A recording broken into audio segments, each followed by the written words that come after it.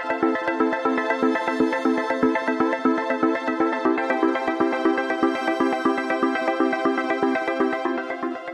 Everyone, welcome to study tube. इस video में हम लोग इस सीरीज का पार्ट 2 देखेंगे। पार्ट 1 हम लोग ऑलरेडी कंप्लीट कर चुके हैं। इसमें हम लोगों ने 100 सवालों को देखा था। ये हमारा पार्ट 2 है। इस पूरे सीरीज में टोटल 6 पार्ट्स आएंगे और इन 6 पार्ट्स के साथ हमारे ये पूरे सवाल कंप्लीट हो जाएंगे जो पूछे गए थे आरआरबी एनटीपीसी सीबीटी 1 में। केमिस्ट्री वीडियोज के अंदर मैंने जितने भी टॉपिक्स करवाए हैं उन सारे टॉपिक्स के अंदर जितने सवाल करवाए गए हैं उन सारे सवालों को एक साथ पीडीएफ में कन्वर्ट कर दिया गया है। तो आप में से जिनको भी चाहिए था वो अब बाई कर सकते हैं, डाउनलोड कर सकते हैं इस वाले वेबसाइट पर जा करके। ये हमारा केमिस्ट्री का पार्ट 2 है। मैंने इसको नाम दिया है केमिस्ट्री पार्ट 2। तो पार्ट 1 कौन सा है? पार्ट 1 है एनसीईआरटी। एनसीईआरटी प्लेलिस्ट में जाकर देखो, वहाँ भी केमिस्ट्री के आपको वीडियोज़ मिलेंगे। वो सारे जो वीडियोज़ हैं वो चैप्टर वाइज हैं जो दिए गए थे जो चैप्टर्स हैं क्लास 9th और 10th में। तो इन वीडियोज़ के भी पीडीएफ जो है वो अपलोडेड है, यानी इन सारे वीडियोज़ के अंदर भी एनसीईआरटी केमिस्ट्री एनसीईआरटी प्लेलिस्ट के अंदर जो एनसीईआरटी के वीडियोज़ हैं उन सारे वीडियोज़ में भी जो सारे सवाल करवाए गए हैं उन सब का पीडीएफ भी अपलोडेड है। उसी को मैंने नाम दिया है पार्ट 1। तो ये पार्ट 1 और ये पार्ट 2, इन दोनों पार्ट्स को मिला करके आपका केमिस्ट्री कंप्लीट होगा। केवल इसको देख लेने से या फिर केवल एनसीईआरटी के अंदर जो केमिस्ट्री के वीडियोज हैं, चैप्टर्स हैं, उनको देख लेने से कंप्लीट आपका नहीं होगा। इन दोनों पार्ट्स को करने होंगे कंप्लीट। तो पार्ट 1 तो ऑलरेडी अपलोडेड है जिसमें 700 से ज़्यादा सवाल है। अब देख लेना केमिस्ट्री एनसीईआरटी केमिस्ट्री पार्ट 1 लिखा होगा। ये हमारा केमिस्ट्री का पार्ट 2 है जिनमें इन सारे वीडियोज़ के अंदर जो सवाल करवाए गए हैं उन सबको एक साथ किया गया है। अब एक चीज़ और है जो मैं आपको यहाँ पर बताना चाहूँगा। आप में से बहुत सारे मेल करते हैं कि मैंने पे कर दिया है लेकिन पीडीएफ डाउनलोड नहीं हुआ है। देखो, जैसे ही आप पे करते हो वहाँ पर आपको मिलता है एक डाउनलोड का बटन मिलता है। आप उस डाउनलोड बटन पर क्लिक करके डाउनलोड कर सकते हो। लेकिन मान लो आपने डाउनलोड नहीं किया है, आपने गलती से कुछ हो गया है या फिर आप बैक हो गए हैं या फिर कुछ भी प्रॉब्लम अगर ऐसी आती है जिनसे आप डाउनलोड नहीं कर पाते हो तो कोई दिक्कत नहीं है। आपके जीमेल पे देखो, बाई करते समय आपसे आपका ईमेल आईडी पूछा जाता है। तो उसमें आप अपना जो है ना ईमेल आईडी सही डाला करो। जब आप सही डालोगे ना तो पे करते ही आपके जीमेल पर एक लिंक जाएगा, डाउनलोडिंग लिंक। उस डाउनलोडिंग लिंक के माध्यम से आप पीडीएफ को डाउनलोड कर पाओगे अगर आपने पे करते ही डाउनलोड नहीं किया है तो जीमेल को रिफ्रेश करो, उसको आप रिफ्रेश करो, सही से चेक करो। वहाँ पर आपको एक डाउनलोडिंग लिंक जाएगा। उस डाउनलोडिंग लिंक के माध्यम से आप पीडीएफ को डाउनलोड कर सकते हो। तो ये बातें हैं जो आप ध्यान में रखिए। आपको परेशान नहीं होना है कि मैंने पे कर दिया लेकिन पीडीएफ नहीं मिला। पीडीएफ का डाउनलोडिंग लिंक अपने आप चला जाता है आपके जीमेल पर। मान लो पे करते ही नहीं गया तो कोई दिक्कत नहीं है, 5 मिनट 10 मिनट रुक जाओ, वो चला जाएगा लिंक। बट जीमेल जो है आपका सही होना चाहिए। चलिए हम लोग स्टार्ट करते हैं क्वेश्चन नंबर 101 से 100 तक हम लोग कंप्लीट कर चुके हैं पार्ट 1 में। कौन सी गैस पराबैंगनी किरणों से हमें बचाती है? जो पराबैंगनी किरणें होती है ये स्किन कैंसर कर सकती है, तो इनसे हमें बचाती है ओजोन गैस। O3 रासायनिक सूत्र होता है। श्वसन के दौरान ग्लूकोज अणु ऊर्जा प्रदान करने के लिए, देखो ऊर्जा प्रदान करने के लिए किस में टूटता है? पिछले वीडियो में हम लोगों ने देखा था कि जो 6 कार्बन का ग्लूकोज होता है ये सबसे पहले साइटोप्लाज्म में, कोशिका द्रव्य में टूटता है पायरुविक एसिड में। पायरुविक एसिड जो है ये 3 कार्बन वाला यौगिक होता है। अब हमें ऊर्जा प्रदान करना है तो ऊर्जा प्रदान करने के लिए क्या होगा? ऑक्सीजन भरपूर मात्रा में दिया जाएगा माइटोकॉन्ड्रिया के अंदर। ठीक है, माइटोकॉन्ड्रिया के अंदर ये जो है ये टूटता है कार्बन डाइऑक्साइड में, वाटर में और एटीपी में। मेन प्रोडक्ट हमारा यहाँ पर एटीपी होता है, यही जो है ऊर्जा है। तो जो हमारा आंसर यहाँ पर होता वो एटीपी होता। किसे भारी हाइड्रोजन कहा जाता है? भारी हाइड्रोजन कहा जाता है, हाइड्रोजन के 3 समस्थानिक होते हैं, एक प्रोटियम, ड्यूटेरियम और ट्रिटियम। तो जो ड्यूटेरियम होता है जिसे हम लोग कैपिटल डी से दिखाते हैं उसी को हम लोग भारी हाइड्रोजन बोलते हैं। और D2O को हम लोग भारी जल बोलते हैं। यहाँ जो डी है ये ड्यूटेरियम ही है। दंत रोग विशेषज्ञ किस दर्पण का उपयोग करते हैं? अब जो डेंटिस्ट होते हैं उन्हें दांत का बड़ा प्रतिबिंब देखना है तो वो ऐसे दर्पण का इस्तेमाल करना चाहेंगे जो दांत का बड़ा प्रतिबिंब बना करके दे। तो वो कौन सा दर्पण होता है? जो वस्तु के आकार से बड़ा प्रतिबिंब बना कर देता है वो होता है अवतल दर्पण, यानी कि कॉनकेव मिरर। तो कॉनकेव मिरर का इस्तेमाल किया जाएगा डेंटिस्ट के द्वारा। अवतल दर्पण का इस्तेमाल जो है सैलून में भी होता है शेविंग मिरर के रूप में। अवतल दर्पण का इस्तेमाल टॉर्च में भी होता है। अवतल दर्पण का इस्तेमाल जो है ये गाड़ियों की जो हेडलाइट होती है, हेडलाइट, उसमें भी अवतल दर्पण का ही इस्तेमाल होता है। जो सोलर कुकर होता है, सोलर कुकर, उसमें भी अवतल दर्पण का इस्तेमाल किया जाता है। तो इन सारे जगहों पर अवतल दर्पण का इस्तेमाल होता है। पोलियो के टीके की खोज किसने की? तो पोलियो के टीके की खोज की जोनास साल्क ने। छुई मुई पौधा का वैज्ञानिक नाम है मिमोसा पुडिका। वयस्क शरीर में हड्डियों की कुल संख्या है। एक एडल्ट के बॉडी में हड्डियों की कुल संख्या 206 होती है। सबसे बड़ी हड्डी कौन सी होती है? लार्जेस्ट बोन बोल दो या फिर बोल दो लॉन्गेस्ट बोन। सबसे लंबी हड्डी ये कौन होती है? सबसे लंबी हड्डी होती है जांघ की हड्डी, जिसे हम लोग फीमर बोलते हैं। और सबसे छोटी हड्डी वो कौन सी होती है? ये हमारे कान की हड्डी है, सबसे छोटी हड्डी, जिसे हम लोग स्टेप्स बोलते हैं। स्टेप्स भी लिख करके आ सकता है, स्टिरप भी लिख करके आ सकता है, या फिर लिख करके आ जाएगा वलियक। यहाँ पर या तो फीमर लिख कर आएगा या फिर जांघ की हड्डी लिख करके आएगा। और सबसे छोटी हड्डी है स्टेप्स या फिर स्टिरप या फिर बोल दो वलियक। भोपाल गैस त्रासदी का संबंध किस गैस से है? भोपाल गैस त्रासदी ये जो घटना है ये हुई थी 1984 में 2-3 दिसंबर की रात 1984 में। कौन सी गैस यहाँ पर लीक हुई थी? मिथाइल आइसोसाइनेट,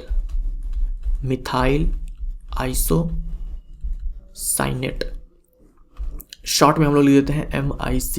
देखो मिथाइल आइसोसाइनेट है, बहुत लोग साइनाइड बोल देते हैं, लेकिन साइनाइड नहीं होगा, आइसोसाइनेट होगा। आइसोसाइनाइड नहीं होगा, आइसोसाइनेट होगा, मिथाइल आइसोसाइनेट। सबसे ज़्यादा कार्बन किस कोयले में पाया जाता है? कोयले के कई सारे फॉर्म होते हैं, जिनमें सबसे बेकार जो फॉर्म होता है वो पीट होता है। ठीक है, सबसे बेकार फॉर्म पीट होता है। उससे बढ़िया क्वालिटी का कोयला होता है लिग्नाइट। इससे भी बढ़िया होता है बिटुमिनस। और सबसे बढ़िया होता है एंथ्रासाइट। ये जो पीट है ये सबसे पहले बनता है, यानी कि ये कोयले की पहली अवस्था है, ये दूसरी अवस्था है, ये तीसरी अवस्था है, ये चौथी अवस्था है। सबसे पहली बार पीट बनता है, तब जाकर के लिग्नाइट, यही लिग्नाइट कन्वर्ट होगा बिटुमिनस में, यही कन्वर्ट होगा एंथ्रासाइट में। तो सबसे बढ़िया होता है एंथ्रासाइट। इस एंथ्रासाइट को हम लोग कठोर कोयला भी बोलते हैं, हार्ड कोल भी बोलते हैं। तो सबसे ज़्यादा कार्बन ये एंथ्रासाइट में होता है, उससे कम बिटुमिनस में, उससे कम लिग्नाइट में और सबसे कम पीट में। बिटुमिनस को हम लोग सॉफ्ट कोल भी बोलते हैं, यानी कि मुलायम कोयला। लिग्नाइट को हम लोग ब्राउन कोल भी बोलते हैं, यानी कि भूरा कोयला। मादा एनोफ्लीज मच्छर किस रोग की वाहक है? मादा एनोफ्लीज मच्छर, फीमेल एनोफ्लीज मॉस्क्यूटो, ये वाहक है मलेरिया की। मलेरिया जो कि होता है किसके कारण? प्लाज्मोडियम के कारण, प्लाज्मोडियम परजीवी, प्लाज्मोडियम पैरासाइट के कारण जो मलेरिया बीमारी है ये होती है, और इसको फैलाती है मादा एनोफ्लीज मच्छर। बॉक्साइट किसका खनिज या फिर अयस्क है? बॉक्साइट का रासायनिक सूत्र होता है Al2O3.2S2O। ये बॉक्साइट है और ये खनिज है या फिर बोल दो अयस्क है एल्यूमिनियम का। जो Al2O3 है इसे हम लोग एल्यूमिना भी बोलते हैं, एल्यूमिना। तो Al2O3 एल्यूमिना है। आप इस वाले को हाइड्रेटेड एल्यूमिना भी बोल सकते हो, क्योंकि यहाँ पर देखो वाटर जुड़ा हुआ है। और ये जो Al2O3 होता है ये उभयधर्मी ऑक्साइड होता है, उभयधर्मी ऑक्साइड होता है, मतलब एम्फोटेरिक ऑक्साइड होता है। अवायवीय श्वसन में ग्लूकोज किसमें टूटता है? देखो अवायवीय श्वसन बोल दिया, इसका मतलब क्या हुआ? 6 कार्बन का जो ग्लूकोज था ये सबसे पहले टूटेगा 3 कार्बन वाले पायरुविक एसिड में, 3 कार्बन वाले पायरुविक एसिड में। अब देखो, एक तो आपने देखा कि हम देते हैं ऑक्सीजन भरपूर मात्रा में, तो यहाँ पर ऑक्सीजन हम भरपूर मात्रा में दे रहे हैं, तो यहाँ पर होता है वायवीय श्वसन। वायवीय श्वसन यानी कि ऑक्सीजन भरपूर मात्रा में मिला, तो यहाँ पर बना था carbon dioxide, water and ATP। यहाँ पे हमें मिला था ATP। लेकिन अगर यहाँ पर आप ऑक्सीजन की कमी कर दो या फिर बोल दो नहीं देंगे हम, तो वो हो जाएगा अवायवीय श्वसन। ऐसे केस में आप जानते हो लैक्टिक एसिड बन जाएगा। जब हम ज़्यादा एक्सरसाइज कर लेते हैं तो हमारे मसल सेल्स में जो हमारे मांसपेशी की कोशिकाएं होती है वहाँ पर अवायवीय श्वसन होने लगती है, जिसके कारण जो पायरुविक एसिड है वो ये ना बना करके लैक्टिक एसिड में कन्वर्ट हो जाता है। तो ये होता है हमारा अवायवीय श्वसन के अंदर।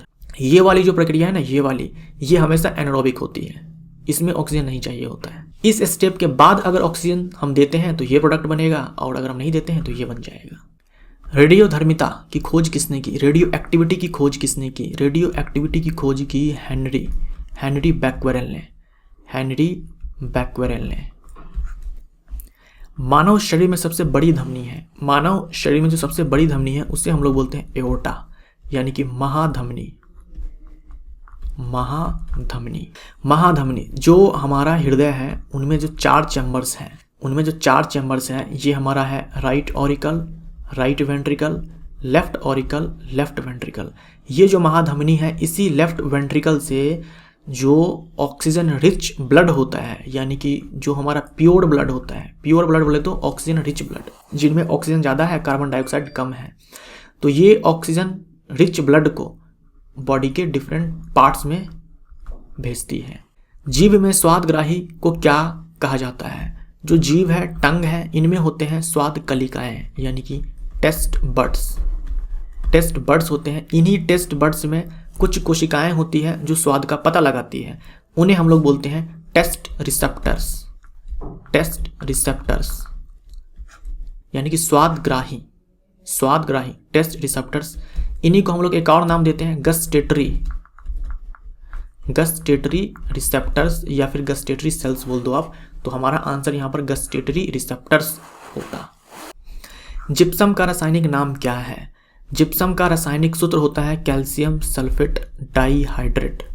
ये होता है कैल्शियम सल्फेट डाइहाइड्रेट। तो जिप्सम का रासायनिक नाम जो होता है वो होता है कैल्शियम सल्फेट डाइहाइड्रेट, CaSO4.2H2। और प्लास्टर ऑफ पेरिस होता है CaSO4.12H2O। ये है प्लास्टर ऑफ पेरिस, इसे बोलते हैं कैल्शियम सल्फेट हेमीहाइड्रेट। जिप्सम को जब हम गर्म करेंगे 373 केल्विन पर, तो हमें मिल जाएगा प्लास्टर ऑफ पेरिस। किडनी के अध्ययन को क्या कहा जाता है? किडनी के अध्ययन को कहा जाता है नेफ्रोलॉजी। बायोगैस में कौन सी गैस सबसे अधिक पाई जाती है? पिछले वीडियो मैंने आपसे कहा था जो हमारी नेचुरल गैस होती है, प्राकृतिक गैस होती है, या फिर जो बायोगैस होती है, या फिर बोल दो जो गोबर गैस होती है, इनका जो मुख्य घटक होता है वो होता है मीथेन को हम लोग मार्श गैस भी बोलते हैं। रासायनिक सूत्र होता है CH4। आवरण रहित बीज वाले पौधों को क्या कहा जाता है? मतलब ऐसे पौधे जिनके बीच में कोई आवरण नहीं होता है, यानी कि नेकेड सीड, नग्न बीज वाले होते हैं वो, उन्हें हम लोग बोलते हैं जिम्नोस्पर्म। दुनिया का जो सबसे लंबा वृक्ष है वो कौन सा है? सिकुआ। ये जो सिकुआ है ना, ये जिम्नोस्पर्म है। दुनिया का जो सबसे लंबा वृक्ष है वो है सिकुआ, जो कि जिम्नोस्पर्म है। इसी को हम लोग रेडवुड भी बोलते हैं, रेडवुड। हीरे में चमक किसके कारण होती है? हीरे में चमक होती है TIR के कारण, TIR, total internal reflection. Hindi में बोलेंगे पूर्ण आंतरिक परावर्तन के कारण हीरे में चमक होती है। हीरे का ना आप याद रखो रिफ्रैक्टिव इंडेक्स, यानी कि अपवर्तनांक, ये होता है 2.42, बहुत ही ज़्यादा महत्वपूर्ण है। उसके बाद जो क्रिटिकल एंगल होता है, हीरे का जो क्रिटिकल एंगल होता है, यानी कि क्रांतिक कोण होता है, ये होता है 24.4 डिग्री। तो अपवर्तनांक होता है 2.42 और क्रिटिकल एंगल क्रांतिक कोण होता है, ये होता है 24.4 डिग्री, 24.4 डिग्री। आयोडीन की कमी से किस ग्रंथि में सूजन आ जाती है? हमारे बॉडी के अंदर जो सबसे बड़ी ग्रंथि है कौन सी? अंतःस्रावी। जो सबसे बड़ी ग्रंथि है, लार्जेस्ट एंडोक्राइन ग्लैंड, सबसे बड़ी अंतःस्रावी ग्रंथि जो है वो है थायराइड ग्लैंड। ये कौन सा हार्मोन बनाती है? ये हार्मोन बनाती है थायरोक्सिन। तो इस थायराइड ग्लैंड को सही से काम करने के लिए चाहिए आयोडीन। इनफैक्ट ये जो थायरोक्सिन होता है ना, इनमें 65% आयोडीन ही होता है, 65% आयोडीन ही होता है। ये जो थायरोक्सिन है, इनके 2 फॉर्म्स होते हैं, एक T3 होता है और एक T4 होता है। तो जो हार्मोन बनता है ना थायरोक्सिन, ये जो थायरोक्सिन है, इनमें 2 फॉर्म्स हैं, एक T3 है और एक T4 है। T4 90% बनता है और ये 10% बनता है। तो कभी आपसे एग्जाम में पूछ दे T4 किस हार्मोन से संबंधित है, तो आपका आंसर थायरोक्सिन हो जाएगा। या फिर बोलते T4 जो हार्मोन है ये कौन सिक्रेट करता है, तो थायराइड ग्लैंड हो जाएगा। तो अगर आयोडीन की कमी हो जाए तो थायराइड ग्लैंड में इन्फ्लामेशन होता है, जिसे हम लोग बोलते हैं ग्वाइटर, घेघा रोग। कोशिका की ऊर्जा इकाई है, ये है ATP। ATP का फुल फॉर्म होता है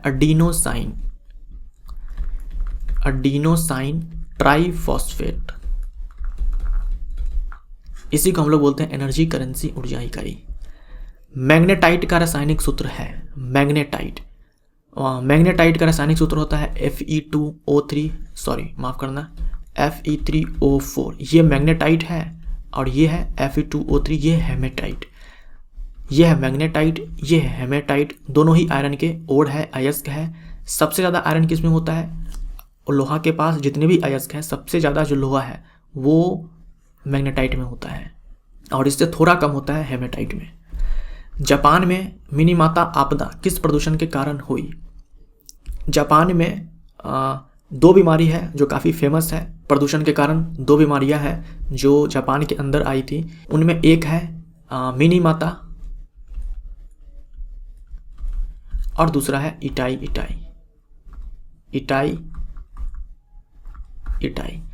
ये जो मिनीमाता है ये है मरकरी पॉइजनिंग के कारण, और ये जो इटाई है ये है कैडमियम पॉइजनिंग के कारण। तो जो यहाँ पर मिनीमाटा है या फिर बोल दो मीनामाटा है, ये मरकरी पॉइजनिंग के कारण, और इटाई कैडमियम पॉइजनिंग के कारण जापान के अंदर सबसे पहली बार देखा गया था। पुष्पी पादप के नर जनन भाग कहलाता है। जो पादप पुष्प देते हैं उनमें जो प्रजनन अंग होता है वो पुष्प ही होता है।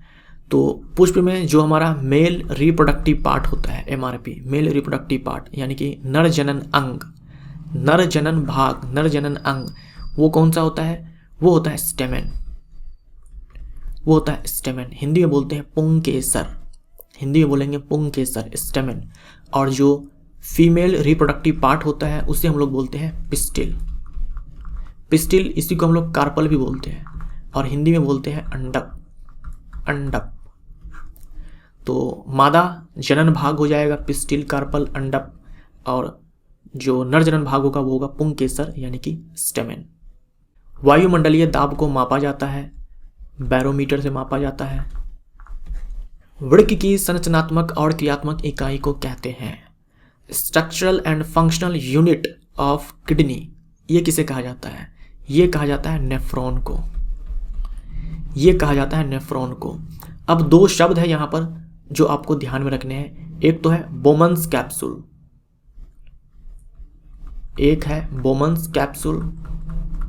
और दूसरा है हैनलीज लूप। बोमन्स कैप्सूल और हैनली का लूप। पूछ दे कहाँ मिलेगा देखने को, तो बोल देना नेफ्रॉन में। अगर नेफ्रॉन दिख जाए तो ठीक है, वरना किडनी में। पालक के पत्ते किसके प्रबल स्रोत हैं? पालक के पत्ते जो है प्रबल स्रोत है आयरन के। मृदु पेय में यानी कि सॉफ्ट ड्रिंक में, जो सॉफ्ट ड्रिंक आप पीते हो, कोका कोला, पेप्सी, ये सारे, कौन सा अम्ल पाया जाता है? 2 अम्ल आपको ध्यान में रखने हैं। एक तो है आपका फॉस्फोरिक एसिड, और एक दूसरा है कार्बोनिक एसिड।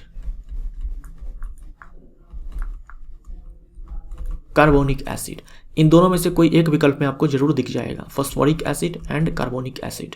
आग बुझाने वाली गैस है, यह है कार्बन डाइऑक्साइड का इस्तेमाल किया जाता है आग बुझाने में। विद्युत बल्ब, हीटर और इलेक्ट्रॉनिक आयरन किस सिद्धांत पर कार्य करता है? ये होता है विद्युत धारा का ऊष्मीय प्रभाव। ये सारे जो होते हैं डिवाइसेस ये काम करते हैं जिस सिद्धांत पर, वो है विद्युत धारा का ऊष्मीय प्रभाव, H = I²RT। देखो इन सारे चीज़ों में ना हम लोग ऐसे मटेरियल का इस्तेमाल करते हैं जिनका प्रतिरोध ज़्यादा होता है, और जिनका मेल्टिंग पॉइंट भी हाई होता है। प्रतिरोध ज़्यादा होगा तो देखो यहाँ पर H है, ये सीधा संबंध है। जितना ज़्यादा प्रतिरोध होगा उतना ही ज़्यादा जो है ऊष्मा यहाँ पर निकलती है, उतनी ही ज़्यादा यहाँ पर हीट निकलती है। और ज़्यादा ऊष्मा अगर निकलती है तो डिवाइस गर्म भी हो जाएगा, या फिर बोल दो वो जो तार है, मटेरियल है, वो गर्म भी हो जाएगा, तो वो गले भी ना, इसके लिए मेल्टिंग पॉइंट भी हाई होना चाहिए। तो जो हीटर है, ये जो इलेक्ट्रिक आयरन है, यहाँ पर जो तार इस्तेमाल होता है वो मिश्र धातु का होता है, वो है नाइक्रोम। ये होता है नाइक्रोम, जो कि मिश्र धातु है किसका, निकल का है, प्लस क्रोमियम होता है, प्लस आयरन होता है और मैग्नीज होता है। ये चारों आप ध्यान में रखिए। तो नाइक्रोम मिश्र धातु का इस्तेमाल होता है हीटर में, इलेक्ट्रॉनिक आयरन में। इनका जो प्रतिरोध होता है वो बहुत ही ज़्यादा होता है और मेल्टिंग पॉइंट भी ज़्यादा होता है, तो इनसे अच्छी खासी ऊष्मा निकलती है। और विद्युत बल्ब में आप जानते ही हो टंगस्टन धातु का इस्तेमाल किया जाता है, जिनका जो मेल्टिंग पॉइंट है वो 3380 डिग्री सेल्सियस होता है। डायरेक्ट आपके एग्जाम में पूछा जाता है। तो कौन सा सिद्धांत यहाँ पर हो जाएगा, विद्युत धारा का ऊष्मीय प्रभाव। ये फॉर्मूला भी ध्यान में रखें। यहाँ I है करंट के लिए, T है समय के लिए। वोल्टमीटर क्या मापता है, वोल्टमीटर मापता है वोल्टेज। वोल्टमीटर मापता है वोल्टेज। और ऐसी एक एमीटर होता है, ऐसे ही एक एमीटर होता है जो कि मापता है करंट। एक चीज़ और, मान लो मैं यहाँ पर एक सर्किट बनाता हूँ, मान लो मैं यहाँ पर एक सर्किट बनाता हूँ। मैंने यहाँ पर एक डिवाइस लगाया, ये बैटरी है, ये प्लस ये माइनस, और एक डिवाइस मैंने यहाँ पे लगाया। इसको छोड़ो, इसको रहने दो, यहाँ पर कोई डिवाइस नहीं है। एक मैंने यहाँ पे लगाया, यहाँ पर कोई डिवाइस नहीं है, ये सीधा तार है। अब मुझे यहाँ पर ये बताओ, हमारे पास एक है वोल्टमीटर जिसे हम लोग V से दिखाते हैं और एक एमीटर जिसे हम लोग A से दिखाते हैं। हम कहाँ पर किसको कनेक्ट करेंगे, याद रखिएगा। वोल्टमीटर जो कि वोल्टेज मापता है, यानी कि विभवांतर मापता है, तो विभवांतर मापने वाले यंत्र जो कि वोल्टमीटर है उसको हम लगाते हैं हमेशा पैरेलल में। जो सर्किट होता है उसमें हमेशा हम लगाएंगे वोल्टमीटर को समानांतर क्रम में, समानांतर में। और जो एमीटर होगा उसे हम लोग श्रेणी क्रम में लगा देंगे, यानी कि सीरीज में लगा देंगे। तो यहाँ पर एमीटर हो जाएगा और यहाँ पर वोल्टमीटर हो जाएगा। कौन सा द्रव छोटी आंत से वसा को लेकर जाता है। देखिए, जब छोटी आंत में पूर्ण पाचन हो जाता है तो वहाँ पर जो कार्बोहाइड्रेट है वो टूट चुका है ग्लूकोज में, जो प्रोटीन है वो टूट चुका है अमीनो एसिड में। ये जो ग्लूकोज है, ये जो अमीनो एसिड है, अब इनका अवशोषण भी हो जाएगा छोटी आंत में ही। तो अवशोषित होकर के ये सीधे पहुंच जाएगा ब्लड में, ये सीधे पहुंच जाएगा ब्लड में। लेकिन जो आपके फैट्स होते हैं वो ब्लड में नहीं जाते हैं, वो जाते हैं आपके लिम्फ में। छोटी आंत से कहा, लिम्फ में, यानी कि लसिका में। तो यहाँ पर आंसर होगा हमारा लिम्फ। ये दोनों तो जाएंगे ब्लड में, लेकिन जो फैट्स होते हैं वो जाएंगे लिम्फ में। डेसिबल से क्या मापा जाता है, डेसिबल से मापा जाता है साउंड इंटेंसिटी। साउंड इंटेंसिटी यानी कि ध्वनि तीव्रता। Decibel, small D capital B, इस तरह से हम लोग दिखाते हैं। पलके साफ करने के लिए किस अम्ल का उपयोग किया जाता है। पलके साफ करने के लिए इस्तेमाल किया जाता है बोरिक एसिड का। बोरिक एसिड जो होता है ये वीक यानी कि माइल्ड एंटीसेप्टिक होता है। दो या दो से अधिक पदार्थों के समांगी मिश्रण को डैश कहते हैं। दो या दो से अधिक पदार्थों के जो समांगी मिश्रण होते हैं, समांगी मिश्रण बोले तो जो ये दो या दो से अधिक पदार्थ है ना, वो समान रूप से मिश्रण में वितरित होंगे, बटे होंगे, फैले होंगे। ऐसा नहीं होगा कि कहीं पर एक पदार्थ ज़्यादा है तो कहीं पर वही पदार्थ कम है, समान रूप से फैले होते हैं वो। तो ऐसे मिश्रण को हम लोग बोलते हैं सॉल्यूशन। सॉल्यूशन बोले तो विलियन, तो हमारा आंसर यहाँ पर विलियन होता। जैसे कि नींबू पानी का जो घोल है, चीनी पानी का जो घोल है, वो सारे समांगी मिश्रण होते हैं, तो हम उसे सॉल्यूशन बोल सकते हैं। जो एयर है वो भी एक सॉल्यूशन है, वो भी एक विलियन है, क्योंकि वो भी क्या है, समांगी मिश्रण है, यानी कि होमोजीनस मिक्सचर है। जो आपके अलॉय होते हैं, मिश्र धातु होते हैं, वो ठोस सॉल्यूशन है, इसे हम लोग बोलते हैं ठोस विलियन। ठोस विलियन, सॉलिड सॉल्यूशन, क्योंकि अलॉय में भी जो उनके घटक होते हैं वो समान रूप से वितरित होते हैं। तो ये है गैसीय सॉल्यूशन और ये है सॉलिड सॉल्यूशन। रक्त किस प्रकार का उत्तक है। जो रक्त है ये उत्तक है, तरल संयोजी उत्तक। तरल संयोजी उत्तक, liquid connective tissue. Liquid connective tissue. इस रक्त में प्लाज्मा कितना होता है। इस रक्त में प्लाज्मा होता है 55%। और जो आपके रक्त वाहिनी होती है, माफ करना, रक्त वाहिनी नहीं, रक्त कणिकाएं जो होती है, यानी कि ब्लड कॉर्पसेल्स या फिर ब्लड सेल्स बोल दो, रक्त कोशिकाएं बोल दो, वो होती हैं 45%। और इस प्लाज्मा में भी आपको पता ही होगा 90 से 92% तो पानी ही होता है। ऑन्कोलॉजी में किसका अध्ययन होता है। ऑन्कोलॉजी में अध्ययन होता है कैंसर के बारे में। तो कैंसर हमारा यहाँ पर आंसर होता। जलती हुई मोमबत्ती में पिघला हुआ द्रव किस प्रक्रिया द्वारा बत्ती पर ऊपर चढ़ता है। इस प्रकार से जो पिघला हुआ यहाँ पर मोम होता है ये बत्ती में ऊपर की ओर चढ़ता है। इसे बोलते हैं कैपिलरी एक्शन। केशिका, हिंदी में केशिका गतिविधि, केशिका गतिविधि, ये चीज़ आप ध्यान में रखिएगा। कैपिलरी एक्शन के कारण ऐसा होता है। जो आपके वृक्ष होते हैं, आप देखते हो लंबे लंबे वृक्ष होते हैं, बड़े बड़े वृक्ष होते हैं, उन वृक्षों में भी जो जड़ें होती हैं वहाँ से पानी जो है ऊपर की ओर चढ़ जाता है, गुरुत्वाकर्षण के विरुद्ध में चढ़ रहा है। गुरुत्वाकर्षण पानी को नीचे की ओर खींच रहा है, लेकिन पानी फिर भी ऊपर की ओर चढ़ जाता है। यहाँ भी कैपिलरी एक्शन के कारण ही होता है। अगर कैपिलरी एक्शन नहीं होता तो जड़ से जो पानी वृक्षों में ऊपर की ओर चढ़ जाता है, ऐसा नहीं हो पाता। तो यहाँ भी केशिका गतिविधि के कारण ही जड़ों से पानी ऊपर की ओर चढ़ता है। अगर आपसे पूछ दे कभी एग्जाम में तो वहाँ भी आंसर हमारा केशिका गतिविधि ही होगा। सहसंयोजी आबंध में होता है। सहसंयोजी आबंध में क्या होता है, यानी कि कोवैलेंट बॉन्ड कैसे बनता है? कोवैलेंट बॉन्ड बनता है इलेक्ट्रॉन के साझेदारी से, इलेक्ट्रॉन के साझेदारी से, यानी कि शेयरिंग ऑफ इलेक्ट्रॉन से। किस विटामिन की कमी से रक्त का थक्का नहीं जमता? किस विटामिन की कमी से रक्त का थक्का नहीं जमता है, तो वो हो जाएगा हमारा विटामिन के। अगर मान लो कभी खनिज पूछते, किस खनिज के कारण रक्त का थक्का नहीं जमता है, तब आपका आंसर होगा कैल्शियम। और हमारे बॉडी में जो ब्लड नहीं जमता है क्योंकि उसमें होता है हिपैरिन। जो हमारा ब्लड है ना, उसमें होता है हिपैरिन। तो एक तो हो गया हिपैरिन जो कि कार्बोहाइड्रेट है। विटामिन पूछ दे तो विटामिन के हो जाएगा, खनिज पूछ दे तो कैल्शियम हो जाएगा। प्रोटीन किससे मिलकर बना होता है? तो प्रोटीन मिलकर बना होता है अमीनो एसिड से। जो प्रोटीन होता है वो बहुलक होता है अमीनो एसिड का। प्रोटीन बहुलक होता है अमीनो एसिड का। अमीनो एसिड इसलिए बोलते हैं क्योंकि यहाँ पर क्या होगा, एक कार्बन होगा जहाँ से हमारा कार्बोक्सिलिक एसिड का फंक्शन ग्रुप जुड़ा होता है, एक होता है जहाँ पर अमीनो ग्रुप जुड़ा होता है, और कार्बन 4 बॉन्ड बनाता है। तो यहाँ पर एक हाइड्रोजन होता है और एक होता है यहाँ पर आर ग्रुप, जिसे हम लोग साइड चैन बोलते हैं।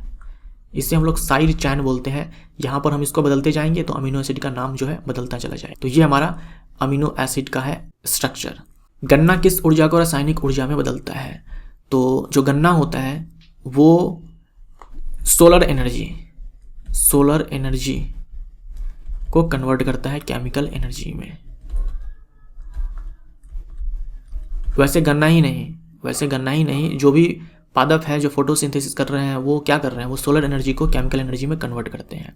केमिकल एनर्जी जैसे कि ग्लूकोज का निर्माण होता है फोटोसिंथेसिस में, तो ग्लूकोज क्या है, केमिकल है, कंपाउंड है जिसमें एनर्जी स्टोर्ड है। और यहाँ पर क्या हुआ था, सोलर एनर्जी का इस्तेमाल किया गया था, तो सोलर एनर्जी कन्वर्ट हो गया केमिकल एनर्जी में। गन्ने के बारे में हम लोग इसलिए ज़्यादा पढ़ते हैं क्योंकि गन्ना जो है ये बहुत ही ज़्यादा अमाउंट में सोलर एनर्जी को केमिकल एनर्जी में कन्वर्ट करता है। विद्युत जनित्र मतलब जो इलेक्ट्रिक जनरेटर होता है, तो इलेक्ट्रिक जनरेटर किस सिद्धांत पर काम करता है? ये काम करता है मैग्नेटिक इंडक्शन, इलेक्ट्रोमैग्नेटिक इंडक्शन। तो विद्युत जनित्र ये काम करता है इलेक्ट्रोमैग्नेटिक इंडक्शन पे। इलेक्ट्रोमैग्नेटिक इंडक्शन बोले तो विद्युत चुंबकीय प्रेरण। मानव शरीर में वृद्धि के लिए किस ग्रंथि का हार्मोन जिम्मेदार है? मानव शरीर में वृद्धि के लिए, ग्रोथ के लिए, तो जो पिट्यूटरी ग्लैंड है, जो पीयूष ग्रंथि है, पिट्यूटरी ग्लैंड है, जिसे हम लोग मास्टर ग्लैंड भी बोलते हैं। यहाँ से एक हार्मोन बनता है जिसे हम लोग बोलते हैं ग्रोथ हार्मोन, GH, जिसे ग्रोथ, H से हार्मोन, ग्रोथ हार्मोन। यही ग्रोथ हार्मोन जिम्मेदार है ग्रोथ के लिए। अगर इस हार्मोन की कमी हो जाए तो जो समस्या उत्पन्न होती है उसे हम लोग बोलते हैं ड्वार्फिज्म, यानी कि बौनापन। भर्जन में सल्फाइड अयस्क को किस में बदला जाता है? भर्जन बोले तो रोस्टिंग सल्फाइड अयस्क के लिए इस्तेमाल होता है। रोस्टिंग ध्यान में रखिएगा, सल्फाइड अयस्क के लिए इस्तेमाल होता है। सल्फाइड अयस्क को उसके ऑक्साइड में बदला जाता है भर्जन के माध्यम से। ये हम लोगों ने मेटलर्जी वाले में देखा था। तो जैसे जिंक सल्फाइड है, हम क्या करेंगे, इसमें गर्म करेंगे ऑक्सीजन के प्रेजेंस में या फिर अब्सेंस में? ऑक्सीजन के प्रेजेंस में इसको गर्म किया जाएगा। मेल्टिंग पॉइंट से कम टेम्परेचर पर, जो भी इसका मेल्टिंग पॉइंट होगा उससे कम तापमान पर गर्म किया जाएगा। ऑक्सीजन भरपूर मात्रा में दिया जाएगा जिससे ये ऑक्साइड में कन्वर्ट हो जाएगा। तो यही होता है रोस्टिंग। ये इस्तेमाल होता है सल्फाइड अयस्क के लिए। नेत्र की वह क्षमता जिसके कारण वह अपनी फोकस दूरी को समायोजित कर सकता है कहलाता है। जो हमारी आंखें हैं वो भी क्या है, एक लेंस ही है। तो जनरली चश्मे में जो लेंस होता है उसका जो फोकल लेंथ होता है, वो तो फिक्स होता है। चश्मे में जो लेंस होता है उसका जो फोकल लेंथ होता है वो फिक्स होता है, लेकिन जो हमारी आंखें हैं वो भी एक लेंस है, लेकिन इस लेंस का जो फोकल लेंथ है वो फिक्स नहीं होता है। जो हमारी आंखें हैं वो फोकल डिस्टेंस को बदल सकती है, यानी जो हमारी आंखें हैं वो दूर की वस्तु देख रही है या फिर नज़दीक की वस्तु देख रही है, उसके हिसाब से अपने फोकल डिस्टेंस को वो एडजस्ट कर सकती है। इसे हम लोग बोलते हैं समंजन क्षमता, पावर ऑफ एकोमोडेशन, अंग्रेजी में पावर ऑफ एकोमोडेशन। मैग्नीशियम का रासायनिक प्रतीक क्या होता है? Mg होता है। जो हमारा समूह संख्या 2 है, हमारे आवर्त सारणी में जो समूह संख्या 2 है, इसमें जो आपके पास है मैग्नीशियम, कैल्शियम, स्ट्रोंशियम, बेरियम, इन सारे ही धातुओं की खोज करने वाले वैज्ञानिक है वो है डेवी, हम्फ्री डेवी पूरा नाम है, हम्फ्री डेवी। इन्होंने मैग्नीशियम, कैल्शियम, स्ट्रोंशियम, बेरियम, यहाँ तक कि जो समूह संख्या 1 में जो सोडियम है और जो पोटेशियम है, इन दोनों धातुओं की खोज भी डेवी ने ही की है, यानी इन सारे तत्वों की खोज हम्फ्री डेवी ने की है। चूने के पानी में कार्बन डाइऑक्साइड मिलाने पर यह दूधिया क्यों हो जाता है? चूने का पानी का जो रासायनिक सूत्र होता है वो है ये कैल्शियम हाइड्रोक्साइड। इसमें हम कार्बन डाइऑक्साइड प्रवाहित करवाते हैं तो बनता है कैल्शियम कार्बोनेट। तो कैल्शियम कार्बोनेट बनने के कारण ही चूना का पानी दूधिया हो जाता है। पूछे कौन से गैस प्रवाहित करने पर, तो कार्बन डाइऑक्साइड। तो हमारा आंसर यहाँ पर कैल्शियम कार्बोनेट होता है। एडिज मच्छर किस रोग का वाहक है? तो पिछले ही वीडियो में हम लोगों ने देखा था डेंगू का वाहक है। किस जैव रासायनिक प्रक्रिया द्वारा खमीर शर्करा को एथेनॉल में बदल देता है? जो ग्लूकोज है, इसको ये कन्वर्ट कर देता है एथेनॉल में, ईस्ट। तो ये जो प्रक्रिया है इसे बोलते हैं किण्वन, यानी कि फर्मेंटेशन। इस प्रक्रिया को हम लोग बोलते हैं फर्मेंटेशन। जो शराब है वो इसी प्रक्रिया के द्वारा बनाया जाता है। इथोलॉजी क्या है? इथोलॉजी में जंतुओं के व्यवहार के बारे में स्टडी किया जाता है। एनिमल बिहेवियर के बारे में स्टडी किया जाता है। विडाल जांच किससे संबंधित है? विडाल जांच जो है ये संबंधित है टाइफाइड से। टाइफाइड बैक्टीरियल डिजीज है, साल्मोनेला टाइफी के कारण होता है। आधुनिक मरकरी थर्मामीटर के आविष्कारक है डेनियल फ़ारेनहाइट।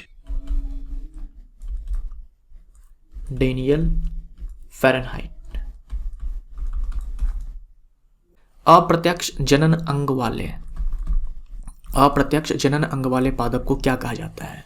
यानी कि हिडन सेक्स ऑर्गन वाले प्लांट को क्या कहा जाता है? ऐसे प्लांट जिनके जो सेक्स ऑर्गन है वो नेकेड आई से, नग्न आंखों से नहीं दिखते हैं, उसे हम लोग बोलते हैं क्रिप्टोगैम। ठीक है, तो क्रिप्टोगैम्स हमारा आंसर हो जाएगा। जो क्रिप्टोगैम्स होते हैं वो सीड भी नहीं देते हैं। और एक होता है फेनोरोगैम्स, ये सीड भी देते हैं और इनके जो सेक्स ऑर्गन्स होते हैं वो विजुअल होते हैं, यानी कि प्रत्यक्ष होते हैं। यहाँ अप्रत्यक्ष है, यहाँ प्रत्यक्ष हो जाएगा। भाप इंजन परिवर्तित करता है हीट एनर्जी को, ऊष्मीय ऊर्जा को ये कन्वर्ट करता है यांत्रिक ऊर्जा में। यांत्रिक ऊर्जा बोले तो मैकेनिकल एनर्जी में। मैकेनिकल एनर्जी भी लिख करके आ सकता है या फिर काइनेटिक एनर्जी भी लिख करके आ सकता है गतिज ऊर्जा में। जो भाप इंजन है इसको बनाया था जेम्स वॉट ने इस भाप इंजन को बनाया था। थियोफ्रास्टस किसके जनक हैं? थियोफ्रास्टस जनक हैं बोटनी के। जीव विज्ञान के जनक कहे जाते हैं एरिस्टोटल, या फिर बोल दो जंतु विज्ञान के जनक कहे जाते हैं अरस्तु, लेकिन वनस्पति विज्ञान के जनक कहे जाते हैं थियोफ्रास्टस। कौन सा उपकरण विद्युत चुंबकीय प्रेरण के सिद्धांत पर कार्य करता है? यानी कि इलेक्ट्रोमैग्नेटिक इंडक्शन EMI पर काम करता है। थोड़ी देर पहले हम लोगों ने देखा जनरेटर, इलेक्ट्रिक जनरेटर। इलेक्ट्रॉन की खोज किसने की? इलेक्ट्रॉन की खोज की J.J. थॉमसन ने।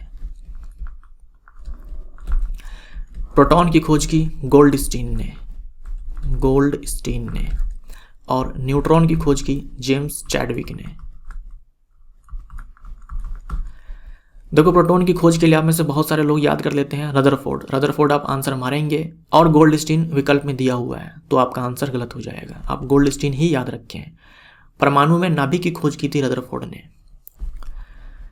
किसी बंद हॉल में ध्वनि का बार बार परावर्तन कहलाता है। तो अगर एक बंद हॉल है, खाली हॉल है, वहां पर आप एक बार कुछ बोलोगे तो बार बार आपको वही आवाज़ जो है सुनाई देने वाली है, क्योंकि वहां पर बार बार परावर्तन होता है। इसे हम लोग बोलते हैं अनुर्णन। अनुर्णन बोले तो रिवर्बरेशन। रिवर्बरेशन क्या होता है? Multiple reflection of sound. DNA का पूर्ण रूप है डीएनए का पूरा नाम होता है डीऑक्सी राइबो न्यूक्लिक एसिड। ये पूरा नाम होता है डीऑक्सी राइबो न्यूक्लिक एसिड। इनमें 4 नाइट्रोजन क्षारक होते हैं, बेस होते हैं। क्या बोलते हैं उसे? एक तो होता है एडेनिन, दूसरा होता है गुआनिन, तीसरा होता है थाइमिन, और एक और होता है कौन सा? साइटोसिन। ये चारों याद रखिए आप। डीएनए का पूर्ण रूप होता है डीऑक्सीराइबोन्यूक्लिक एसिड। 4 नाइट्रोजन बेसेस होते हैं इनमें, एडेनिन, गुआनिन, थाइमिन, साइटोसिन। जो आपका आरएनए होता है उसमें भी 4 नाइट्रोजन बेसेस होते हैं। एडेनिन होता है, गुआनिन होता है, साइटोसिन होता है। थाइमिन के स्थान पर यहाँ पर होता है यूरासिल। आरएनए में थाइमिन के स्थान पर यूरासिल होता है, बाकी 3 सेम ही रहने वाला है। और आरएनए का फुल फॉर्म होता है राइबोन्यूक्लिक एसिड। यहाँ से आप डी हटा दो, डीऑक्सी हटा दो तो राइबोन्यूक्लिक एसिड बचेगा, वही आरएनए का फुल फॉर्म हो जाएगा। यदि किसी व्यक्ति की किडनी काम नहीं कर रही है तो उसके उपचार के लिए किस प्रक्रिया का उपयोग किया जाएगा? अगर किडनी काम नहीं कर रही है, किडनी का काम होता है ब्लड को प्यूरिफाई करना, ब्लड को पॉइजनस होने से बचाना, प्यूरिफाई करना। तो अगर किडनी काम नहीं कर रही है तो इस्तेमाल किया जाएगा आर्टिफिशियल किडनी। ये जो आर्टिफिशियल किडनी होती है, यानी कि जो कृत्रिम वृक्क होती है, ये मशीन होता है, ठीक है, मशीन। इसी को हम लोग हीमोडायलिसिस भी बोलते हैं। हीमोडायलिसिस भी होते हैं। ब्लड को बाहर निकाला जाता है, उसमें जो भी हार्मफुल मटेरियल्स होते हैं उनको बाहर निकाल कर वापस से बॉडी में भेजा जाता है। इसी को हम लोग बोलते हैं आर्टिफिशियल किडनीज, हीमोडायलिसिस। मैनहाटन परियोजना किससे संबंधित है? तो मैनहाटन परियोजना के तहत ही पहली बार न्यूक्लियर बॉम्ब या फिर बोल दो एटम बॉम्ब, न्यूक्लियर बॉम्ब का इस्तेमाल किया गया था। जो हिरोशिमा नागासाकी पे गिराया गया था न्यूक्लियर बॉम्ब को, ये इसी प्रोजेक्ट के तहत न्यूक्लियर बॉम्ब को बनाया गया था और उसके बाद गिराया गया हिरोशिमा नागासाकी पे। मछलियों के हृदय में कुल कितने कक्ष होते हैं? मछलियों के हृदय में टोटल हार्ट में चैम्बर्स होते हैं 2। अगर हम बात करें एम्फीबियंस की, एम्फीबियन की बात करें तो इनके हार्ट में 3 चैम्बर्स होते हैं। रेप्टाइल्स यानी कि सरीसृप, इनके हार्ट में 3 चैम्बर्स होते हैं, लेकिन मगरमच्छ में पूछ दें तो बता देना 4 चैम्बर्स होते हैं। जो बर्ड्स हैं और जो मैमल्स हैं, इनके हार्ट में 4 चैम्बर्स होते हैं। किस ग्रंथि को मास्टर ग्रंथि कहा जाता है? तो पीयूष ग्रंथि को कहा जाता है। पीयूष ग्रंथि को मास्टर ग्रंथि कहा जाता है। एक्स किरण की खोज किसने की? एक्सरे की खोज की, एक्स किरण यानी कि एक्सरे की खोज की विल्हेम रोंजन।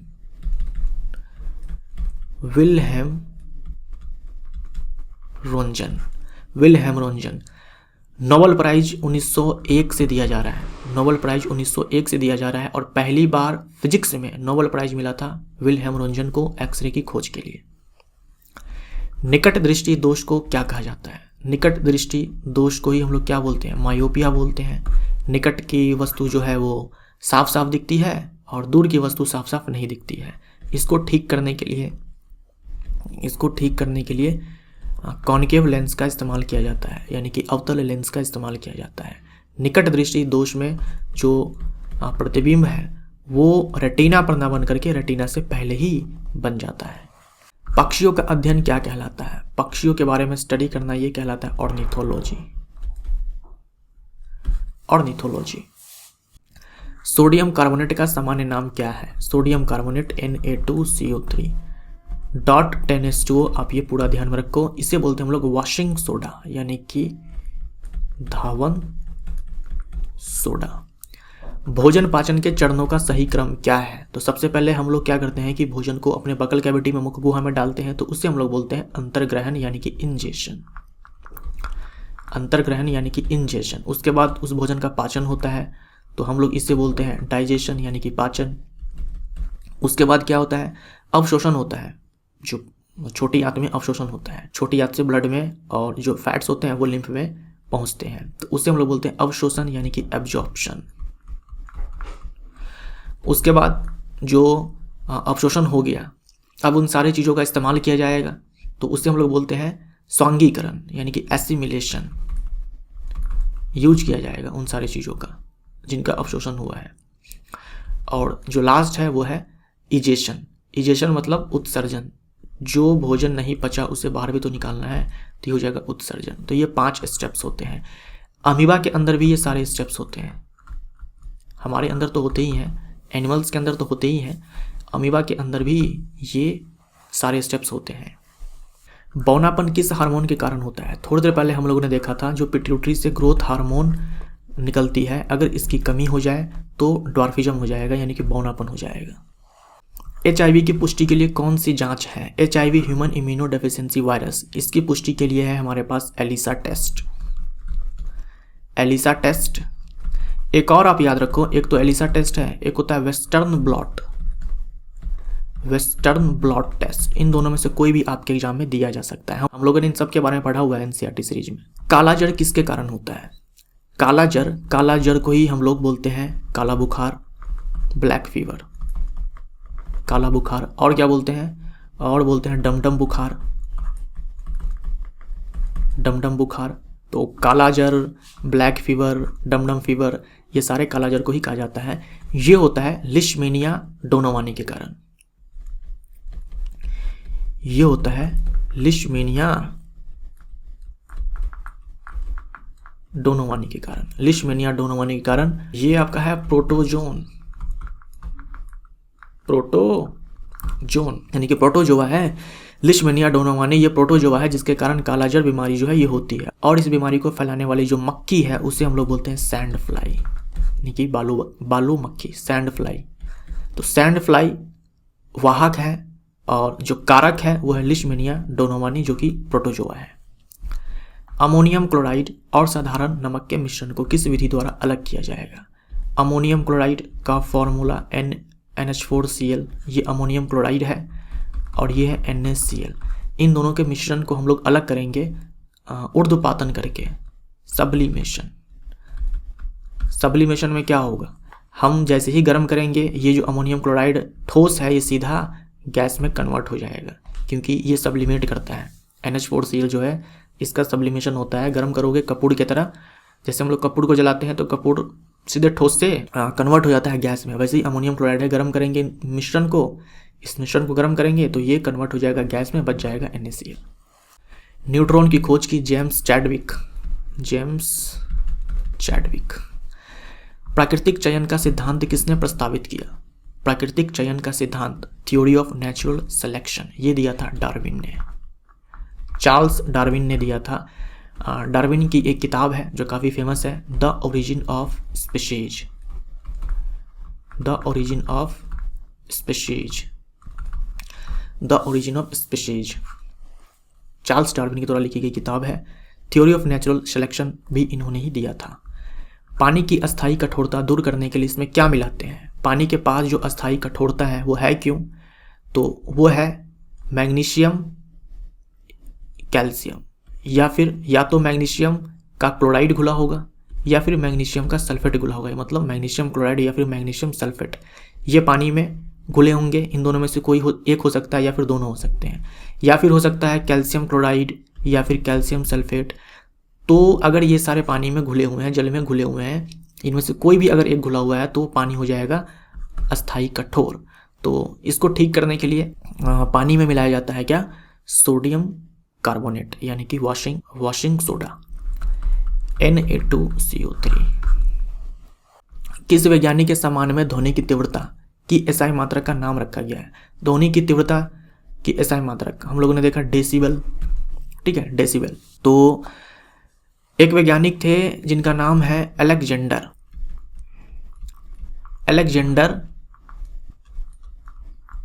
Graham Bell. तो डेसिबल का जो बेल है ना, वो इन्हीं के नाम से लिया गया है। डेसिबल का जो बेल है वो इन्हीं के नाम से लिया गया है। तो इन्हीं के सम्मान में ध्वनि की तीव्रता की जो एसआई मात्रक है डेसिबल, ये रखा गया है। और इन्होंने आविष्कार किया था टेलीफोन का। तो टेलीफोन के आविष्कारक है ग्राम बेल। कार्बोलिक अम्ल किसे कहा जाता है? कार्बोलिक अम्ल कहा जाता है फेनॉल को। ये कहा जाता है फेनॉल को।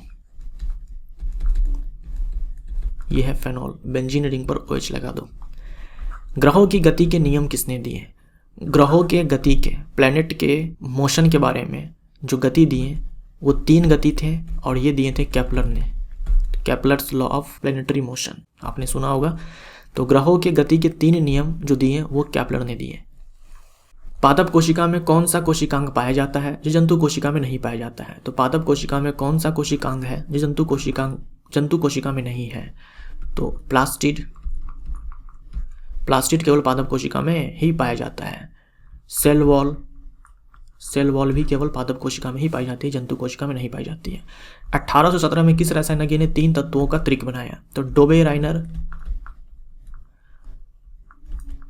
डोबेराइनर्स ट्राइड आपने सुना होगा। 3 ट्राइड्स इन्होंने दिए थे।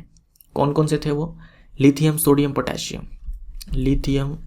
पोटेशियम, उसके बाद कैल्शियम स्ट्रोंशियम बेरियम, उसके बाद क्लोरीन ब्रोमीन आयोडीन। ये 3 ट्राइड्स दिए थे डोबेराइनर ने।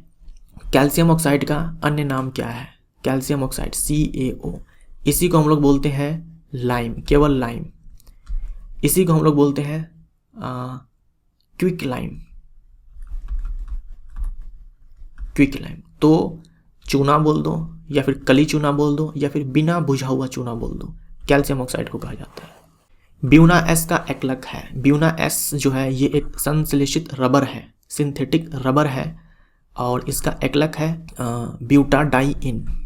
ब्यूटाडाइइन प्लस स्टाइरिन। तो इनसे मिलकर बना होता है ब्यूना एस, जो कि है सिंथेटिक रबर, संश्लेषित रबर। ऐसे ही एक होता है ब्यूना एन। ब्यूना एन ये भी सिंथेटिक रबर है। ये भी बना होता है ब्यूटाडाइइन प्लस एक्राइलोनाइट्राइल से। तो ये दोनों ही याद रखिए। ब्यूना एस होता है ब्यूटाडाइइन प्लस स्टाइरिन का बहुलक, और ब्यूना एन होता है ब्यूटाडाइइन प्लस एक्राइलोनाइट्राइल का बहुलक। दोनों ही है संश्लेषित रबर। विलयन में हाइड्रोजन आयन की सांद्रता मापने के लिए किसका प्रयोग किया जाता है?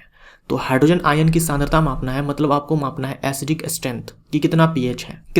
तो यहाँ पर पीएच स्केल का इस्तेमाल किया जाएगा। पीएच स्केल की खोज की थी, या फिर बोल दो आविष्कार किया था सोरेनसन ने। सोरेनसन नाम के वैज्ञानिक ने पीएच स्केल की खोज की। इलियम प्यूबिस इस्कियम शरीर के किस अंग के भाग है? इलियम प्यूबिस और इस्कियम ये सारे जो होते हैं ये मिलकर के एक बोन बनाते हैं, मतलब सारे फ्यूज हो जाते हैं। एक एडल्ट के बॉडी में ये सारे जो बोन है ये फ्यूज हो जाते हैं और एक सिंगल बोन बनाते हैं, जिसे कहा जाता है पेल्विक गर्डल। हिंदी में बोलते हैं श्रोनी मेखला, पेल्विक गर्डल। तो ये जो पेल्विक गर्डल है संख्या में 2 होते हैं, ठीक है, संख्या में 2 होते हैं, और हर एक जो है इन 3 प्रकार के हड्डियों के फ्यूज होने से बनते हैं। निम्न में कौन पादप हार्मोन है? तो पादप हार्मोन आप 5 प्रकार के पढ़ते हैं। एक तो आप पढ़ते हो ऑक्सिन, दूसरा पढ़ते हो साइटोकाइनिन, तीसरा पढ़ते हो जिबरलिन या फिर जिबरलिक एसिड, चौथा पढ़ते हो इथाइलिन जो कि एकमात्र गैसीय पादप हार्मोन है, और 5वां पढ़ते हो एब्सिसिक एसिड, जिसे हम लोग शॉर्ट में ABA बोलते हैं, जिसे हम लोग तनाव हार्मोन भी बोलते हैं। तो ये सारे जो है पादप हार्मोन है। मानव शरीर की सबसे बड़ी ग्रंथि कौन सी है? सबसे बड़ी ग्रंथि है लीवर। और सबसे छोटी है pineal gland. Pineal gland. Kidney की किस इकाई के द्वारा रक्त को छाना जाता है? तो किडनी की जो संरचनात्मक और क्रियात्मक इकाई है नेफ्रॉन, तो नेफ्रॉन ही हमारा यहाँ पर आंसर होगा। प्रतिरोध की एसआई इकाई क्या है? प्रतिरोध को हम लोग मापते हैं ओम में। एसआई मात्रक यही है, सिंबल होता है ये। एस्टर का रासायनिक सूत्र क्या होता है? एस्टर होता है RCOOR। अब ये जो R है और ये जो R है ये अलग अलग भी हो सकते हैं और एक समान भी हो सकते हैं, तो ये है एस्टर। और ऐसे ही एक होता है ईथर, ROR। यहाँ भी ये जो R है ये दोनों एल्काइल ग्रुप्स हैं। ये जो एल्काइल ग्रुप है, ये जो एल्काइल ग्रुप है, ये दोनों सेम भी हो सकते हैं, अलग अलग भी हो सकते हैं, तो ये है ईथर। ये है एस्टर और ये है ईथर। कमरे के तापमान पर कौन सी धातु द्रव अवस्था में पाई जाती है? तो ये है मरकरी। अगर मान लो पूछता अधातु तो हमारा आंसर होता ब्रोमीन। कौन सी गैस रूम तापमान पर हरे पीले रंग की होती है? हरे पीले रंग की होती है जो समूह संख्या 17 है, इसमें है फ्लोरीन, क्लोरीन, ब्रोमीन, आयोडीन। तो जो फ्लोरीन है ये येलो रंग की होती है, जो क्लोरीन है ये ग्रीनिश येलो हरे पीले रंग की होती है, जो ब्रोमीन है ये रेड है, ब्रोमीन द्रव है, रेड है, और आयोडीन ठोस होता है, तो ये होता है पर्पल कलर का, बैंगनी रंग का। तो फ्लोरीन पीले रंग का, क्लोरीन हरे पीले रंग का, जो ब्रोमीन है ये लाल रंग का, और आयोडीन बैंगनी रंग का। हमसे यहाँ पर गैस के बारे में पूछा था, तो हरे पीले रंग का, तो क्लोरीन हमारा आंसर होता। कौन सा यौगिक 373 केल्विन पर गर्म करने पर? Calcium sulphate hemihydrate, calcium sulphate hemihydrate CaSO4.12H2O। यह कैल्शियम सल्फेट हेमीहाइड्रेट में बदल जाता है किस यौगिक को गर्म करने पर 373 केल्विन पर? तो कौन सा यौगिक होगा वो? जिप्सम होगा, यानी कि कैल्शियम सल्फेट डाइहाइड्रेट। ये जिप्सम है, इसको हम गर्म करेंगे 373 केल्विन पर तो ये कन्वर्ट हो जाएगा प्लास्टर ऑफ पेरिस में। इसका इस्तेमाल किया जाता है खिलौना सजावटी सामान बनाने में। आधुनिक आवर्त सारणी में तत्वों का वर्गीकरण किस आधार पर किया गया है? आधुनिक आवर्त सारणी में तत्वों का जो वर्गीकरण है, तत्वों को जो सजाया गया है वो है एटॉमिक नंबर के आधार पर, परमाणु संख्या के आधार पर। आधुनिक आवर्त सारणी दिया था मोजले ने। साइक्लोन 30 का संबंध किस रोग से है? साइक्लोन 30 ये साइक्लोट्रॉन है। साइक्लोट्रॉन ये डिवाइस होता है जिसका इस्तेमाल किया जाता है चार्ज पार्टिकल्स को एक्सलरेट करने के लिए, यानी उसको स्पीड देने के लिए। जैसे कि प्रोटॉन है, अल्फा पार्टिकल्स हैं, इन सारे को गति प्रदान करने के लिए साइक्लोट्रॉन का इस्तेमाल किया जाता है। ये एक साइक्लोट्रॉन है, इंडिया का सबसे बड़ा साइक्लोट्रॉन है, और इसका इस्तेमाल किया जाता है कैंसर के डिटेक्शन में। तो किस रोग से संबंधित है? तो आंसर कैंसर होगा। पौधों में प्रकाश संश्लेषण के लिए 4 महत्वपूर्ण घटक क्या है? तो क्या सब चाहिए? हमें तो चाहिए होता है कार्बन डाइऑक्साइड और चाहिए होता है वाटर। इसके बाद क्लोरोफिल